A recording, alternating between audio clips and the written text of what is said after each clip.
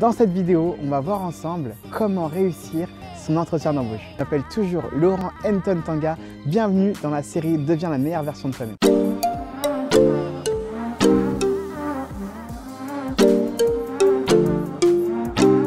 Il y a beaucoup de vidéos qui ont été faites sur ce sujet, comment réussir son entretien d'embauche. Alors moi, ce que j'ai voulu faire aujourd'hui, je vous ai préparé quoi? Je vous ai préparé une manière particulière de le voir.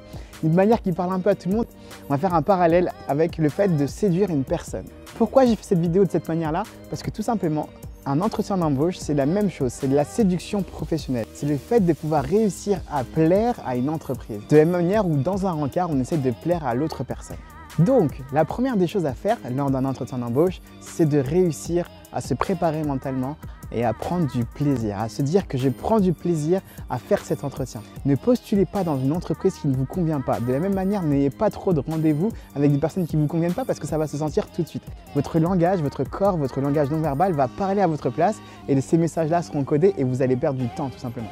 Donc de la même manière, si vous postulez à une entreprise qui ne vous convient pas du tout, ça se sentira tout de suite. Non seulement vous ne l'aurez pas préparé, on va savoir que vous n'êtes pas renseigné sur la société et toutes ces choses, c'est du temps perdu pour vous et pour le recruteur en question. Quand on arrive à un entretien d'embauche, forcément, on arrive, s'il vous plaît, en avance. On arrive en avance comme dans un rencard, on n'arrive pas en retard. Je suis désolé, mesdames, on ne se fait pas désirer. Messieurs, on arrive en avance. On arrive en avance, pourquoi? Parce que ça montre votre sérieux, ça montre votre ponctualité, ça montre que vous êtes capable de respecter vos engagements et que vous êtes capable de respecter une tâche parce que vous êtes souvent mis d'accord avec un horaire et ça montre déjà une grosse indication. Ensuite, ce qui est important, c'est qu'un entretien se prépare. On n'arrive pas à un entretien sans savoir le lieu, savoir où je dois aller, à qui je dois parler, à l'heure à laquelle je dois y être. Ça doit être fait en amont. Vous devez vraiment être bien préparé à votre entretien, savoir ce dont vous devez parler, vous êtes renseigné sur la société, savoir ce dont elle a besoin, où est-ce qu'elle en est. Plus vous en saurez, plus vous montrerez votre plus-value et plus vous montrerez que vous êtes calé sur la société et que vous êtes un candidat qui est intéressé par le poste. N'importe quel recruteur sera sensible à ça. Soyez focalisé sur votre interlocuteur, écoutez ce qu'ils ont à vous dire, soyez vous-même concis dans ce que vous dites, soyez précis et soyez simple. Une chose importante, comme dans tous les rapports sociaux, on est agréable, on essaie d'être souriant au maximum, on montre le meilleur côté de nous-mêmes. Est-ce que vous êtes déjà arrivé en face de quelqu'un que vous voulez séduire et vous arrivez, vous faites la tête ou vous êtes crispé?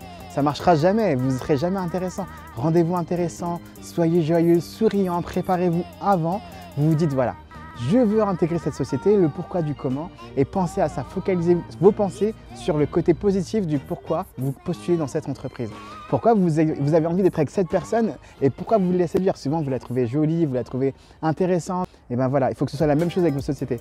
Ne travaillez pas dans un endroit qui ne vous plaît pas. Normalement, si vous êtes là, que ce soit face à un recruteur ou face à une personne que vous voulez séduire, c'est que vous avez envie d'être là, c'est que vous l'avez décidé. Une erreur qu'on voit trop souvent dans les entretiens d'embauche, c'est que la parole est mal répartie. Surtout, écoutez votre interlocuteur. Certes, vous êtes là pour vous vendre, pour vous mettre en avant, mais ce n'est pas le seul moment. Vous devez aussi laisser la place, essayer de discuter, d'avoir un dialogue avec votre interlocuteur, essayer de prendre le maximum d'informations sur comment ça se passe au quotidien dans la société, tout en restant toujours professionnel, vous n'êtes pas encore dans la société, mais en essayant d'échanger un véritable dialogue.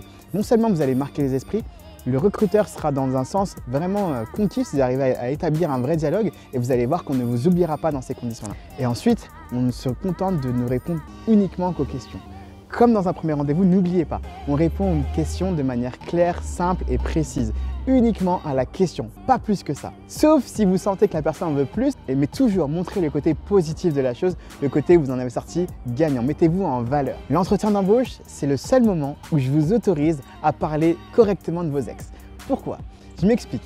En fait, c'est le moment où vous montrez que vous êtes capable de vous remettre en question, que vous êtes capable de voir vos erreurs, vos points forts et vos points faibles, et que vous travaillez vos points faibles. Et ça, un recruteur qui l'entend, il sait tout de suite à qui il a affaire. Et c'est là où vous ferez la différence en sachant faire preuve de recul sur vous-même. Donc, prenez des notes sur ce qui s'est bien passé avec vos ex si vous n'êtes pas sûr de ça. Et la dernière chose que j'ai envie de vous dire, s'il vous plaît, on reste pro jusqu'au métro. Ne l'oubliez pas, ça veut dire que de la même manière dans un rencard, jusqu'à la fin, faites les choses bien et on verra la prochaine fois. On verra la prochaine fois si vous avez signé le contrat. Mais finalement, un entretien réussi dans tout ça, c'est un entretien où vous avez su être vous-même et vous vous êtes donné à fond. Si vous êtes donné à fond, vous n'aurez aucun regret. Surtout, prenez du plaisir à tout ça. On arrive à la fin de cette vidéo, mettez un petit j'aime si vous avez aimé et n'hésitez pas à mettre dans les commentaires ce qui marche pour vous, la meilleure manière, la meilleure chose que vous avez fait ou nous raconter votre meilleur entretien, je serai preneur et avec grand plaisir j'irai voir tout ça. C'était Laurent Ntantanga, je vous souhaite bon courage pour vos futurs entretiens, prenez beaucoup de plaisir, souriez à la vie, prenez bien soin de vous.